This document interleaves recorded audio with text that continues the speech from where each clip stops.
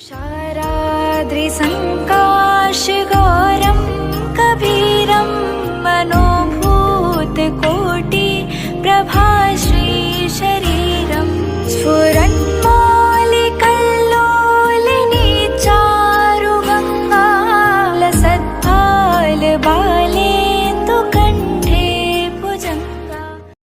A warm welcome to all the devotees on Raksha Sutra English.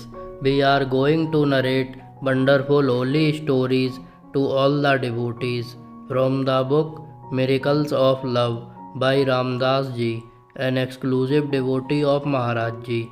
Please listen carefully, all the devotees. Maharaj Ji always hit the people he liked. If he called you names like saying you were wicked or depraved, you know he liked you. He would abuse people, calling them troublemakers, telling them they danced naked, drank too much, were roadies or saravis by nose. A relative used to give me trouble all the time, but I would say nothing. Troubled, I went to Maharaj Ji, and he knew right away, saying that this man was bothering me. He said, "It is good if somebody abuses you. Good in a spiritual way also. A person progress if someone abuses him. Don't be worried.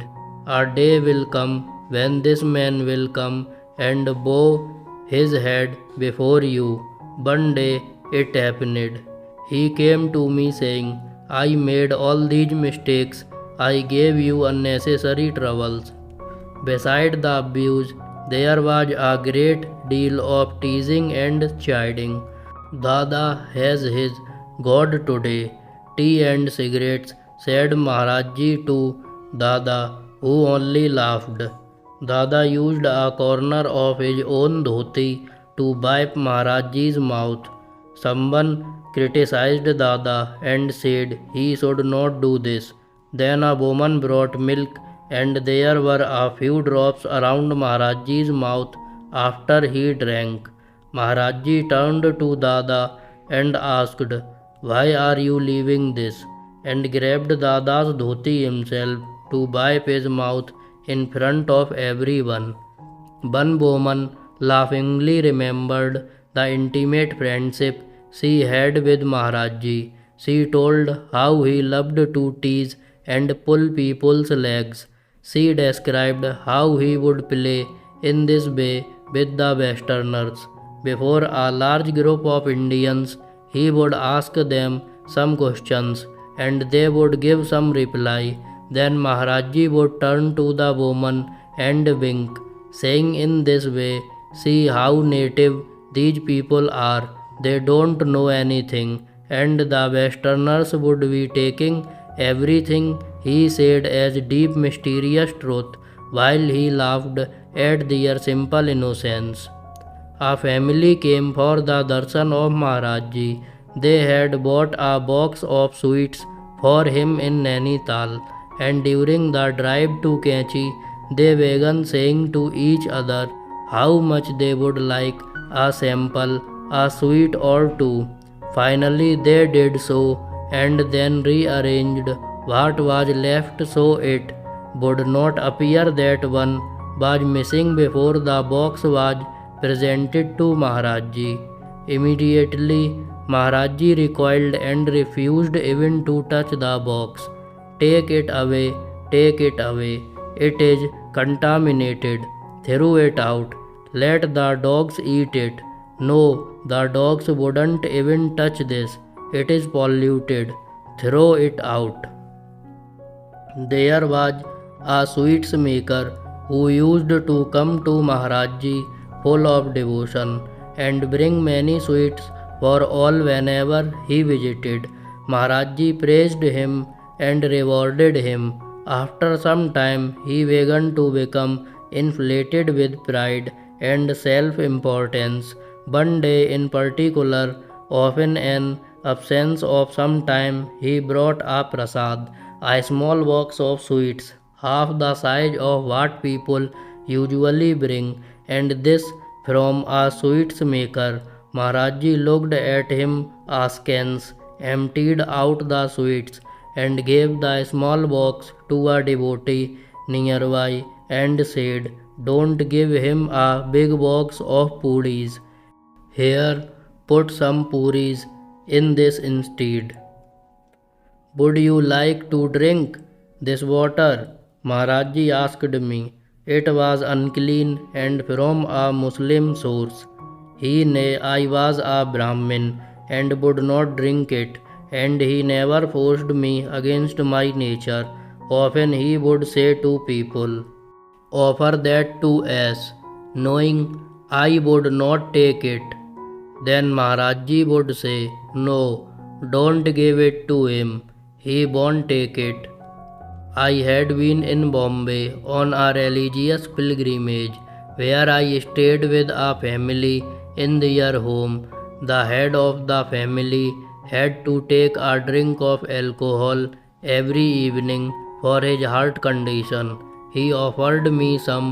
I ended up getting quite drunk on scotch. Later, when I returned to Maharajji, he was talking to me about a sadhu who had gone to America. Maharajji asked, "Why do they feed him in America?" "I don't know, Maharajji, but I'm sure it's very pure food." "They feed him milk," said Maharajji. "That's good. Do you know what they put in the milk?" "No." He leaned forward and said to me in a mock conspiratorial voice, "Liquor." "No." "Yes." "Oh no," I exclaimed as thought he had just described the most horrendous breach of behavior, to which Maharajji replied, "Oh yes," and looked at me significantly. I broke up. He had just nailed me to the wall. Ramdas. One of the beauties of the relationships between the abusing, chiding Maharajji and the devotees was that many of them weren't afraid to fight back, and he seemed especially to enjoy those who stood up to him. I was able to speak in this brutal way because, knowing him since I was 6, I never reflected about the respectable way to talk with him. There was no feeling of bigness or elderness between us. Once, for example, he was just pulling on my nose, and I said to him, "Don't do that. If you can make it longer, then you can do it. Otherwise, don't touch my nose." Maharajji said, "Okay, I won't touch it, but I can bless you on the top of your head." I said to him that whatever he did with me, he must do in the right way. So he patted me on the head. This way, the way I could talk to him. This is what I'm missing these days since he left his body. The last time I saw Maharajji was in Vrindavan. We had travelled since early morning to get there and arrived shortly before noon, but he didn't come out of his room until after 3 p.m. When he emerged, he immediately began yelling at me, telling me to go away, saying that he didn't want to see my face. "Jao." Jao means go. I yelled right back at him, asking what had I done to him. I had travelled all morning and waited all day to see him, and this was his greeting. "No," I said, "I want to go." He kept on yelling and finally called the chowkidar to throw me out. The chowkidar came, hands folded, speaking politely but persistently. I yelled at Maharajji, "Just let me see how this man will touch me, how he will throw me out. I want to go, you know." Finally Maharajji called me to him. He patted me on the head and said a few mantras. just as he had done the first time I saw him. Now he was smiling so beautifully. He told me that his Shakti means spiritual energy, would always be with me, and that now I should go. By then I was filled by him, and I said that he didn't have to tell me to go. I was living on my own now because I had received his darshan. My mother is a great devotee of Maharaj Ji, and she even rebuked Maharaj Ji when she thought it proper. Maharaj Ji said of her, she can do this. Only people with a pure heart can do such things. Then again, sometimes Maharaj Ji rebuked her for coming. Oh, why you come? You should go home. You have come without the permission of your son. I never knew who Maharaj Ji was. Once when I wouldn't leave, Maharaj Ji said, "You have eaten my brain. Please go from here." Maharaj Ji would insult me. "Go away. I won't talk to you." I would reply, "I won't go until my work is done." Under Maharaj Ji's blanket section is long, so further stories will be narrated to all devotees in next episode.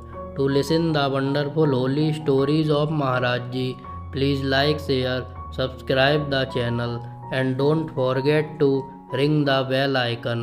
Write in the comment box Jai Neem Karoli, Baba Ji Maharaj, and Jai Ramdas Ji.